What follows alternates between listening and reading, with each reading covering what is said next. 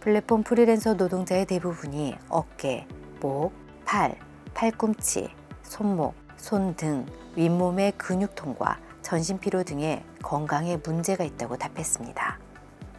특히 퀵서비스 음식 배달 노동자의 경우 이륜 자동차를 이용하여 일을 하므로 사고에 많이 노출되며 무거운 헬멧을 일하는 내내 착용하고 있어 목과 어깨에 많은 통증을 호소합니다.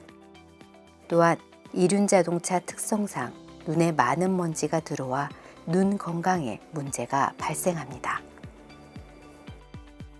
플랫폼에서 나오는 오더를 저희가 찍고 그거를 수행하는 그 일을 하고 있고, 그 손님들이 해달라고 하는 걸 저희가 대신 해드리고 있는 일이에요. 네, 저희는 단순하게 쿠팡이츠 앱에서 고객이 주문을 하면은 그거를 중개해주는 앱으로 저희가 오더를 받고 고객에게 전달하는 일을 하고 있습니다. 맑은 날에는 오토바이 탈 때 안전하지만 눈 비 올 때는 저희가 오토바이를 한 만큼 위험하고요. 그 재택근무를 많이 하면서 일거리도 많이 줄었고, 단순하게 저희도 뭐 오토바이로 배달을 하는 거기 때문에 날씨의 영향을 많이 받고 퀵서비스하고 비슷하게 힘들지만 저희도 생활인으로서 한 달에 벌어들이는 수입이 어느 정도 수준 이상이 되어야 되는데 일정하지가 않은 거예요. 어떨 때는 요금을 많이 줄 때도 있고 어쩔 때는 터무니없이 요금을 적게 주고 그 요금을 분배하는 그런 원칙 같은 게 없고 그때그때 다르기 때문에 그게 가장 힘듭니다. 수입 부분이.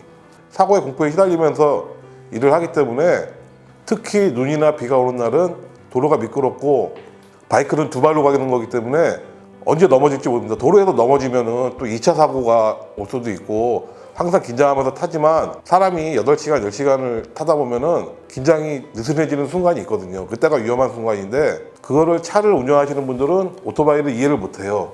항상 매연이나 그 환경의 오염에 노출이 한 20년, 30년 노출되신 분들 보면은 폐라든가 기관지에 문제들이 많이 생기거든요.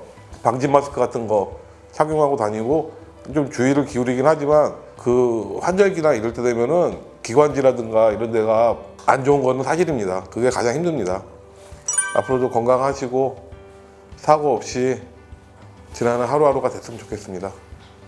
네, 저희 퀵서비스 기사님들과 음식 배달하는 기사님들 그리고 이륜차를 타시는 많은 분들이 오늘도 사고 없이 가늘고 길게 안전운전하고 내일도 배웠으면 좋겠습니다. 이륜 자동차를 이용하는 음식 배달 종사자라든가 퀵서비스 종사자분들은 어깨, 팔, 다리, 목에 통증을 호소하는 경우가 많았습니다. 이륜 자동차다 보니까 도로의 진동이라든가 거친 도로 환경들을 우리가 어깨와 손으로 다 담당을 해야 되는데요. 또한 사고의 위험이 있기 때문에 긴장을 하다 보니 목이나 어깨에 무리가 많이 가게 됩니다. 실제로 굉장히 많은 분들이 손부터 어깨, 목까지의 통증을 호소하셨는데요. 이러한 어깨부터 손, 목에 대한 통증이 지속되면 우리가 흔히 알고 있는 목 디스크라든가 어깨 질환이 생기게 됩니다. 실제로 다른 제조업 근로자들도 대부분 업무상 질병의 70%가 근골계 질환인데요. 이 근골계 질환을 방치하다 보면 점점 일의 효율이 떨어지고 일의 효율이 떨어지면 스트레스를 받아서 더 긴장하게 됩니다. 결국에는 통증으로 말미암아 일을 못하게 될 수도 있는데요. 그럼 결국에 생활이 더 어려워지겠죠. 생활이 더 어려워지면 더 어려운 일을 찾아서 하게 되는 것을 많이 볼 수 있었습니다.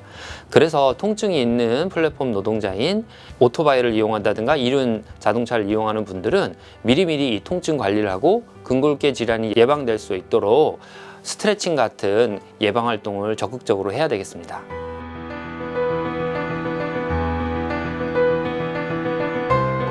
등 허리를 펴고 양손을 깍지 껴서 머리 뒤쪽에 둡니다. 고개를 숙이면서 손바닥으로 뒤통수를 살짝 눌러줍니다.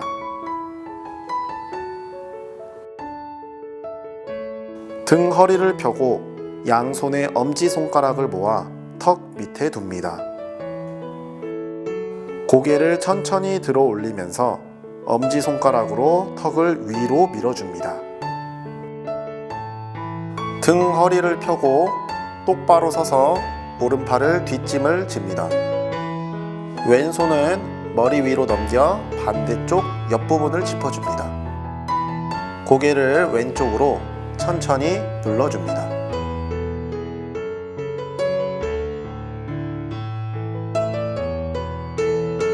등 허리를 펴고 똑바로 서서 한쪽 팔을 뒷짐을 집니다.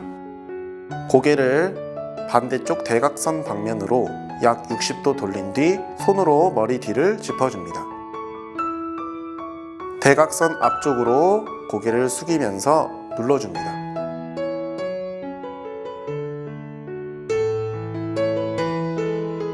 오른쪽 손바닥이 정면을 향하게 한 뒤 반대 손으로 손가락을 감싸 잡습니다. 손가락을 잡아당기면서 오른쪽 팔을 쭉 펴줍니다.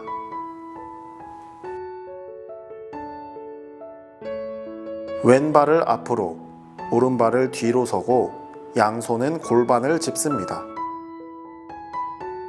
오른쪽 무릎을 펴과 동시에 골반을 앞쪽으로 천천히 밀어줍니다.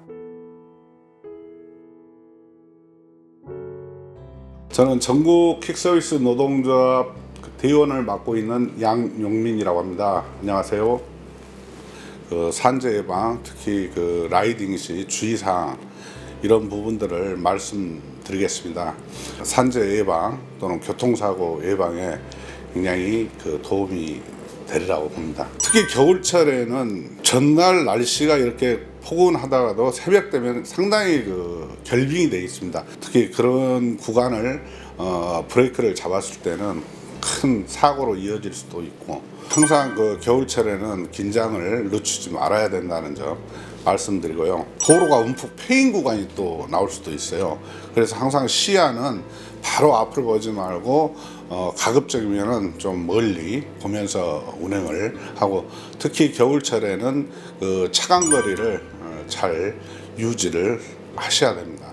또 한 가지는 갓길, 노견으로 이렇게 운행을 하는 경우가 있어요. 노견은 상당히 미끄럽습니다.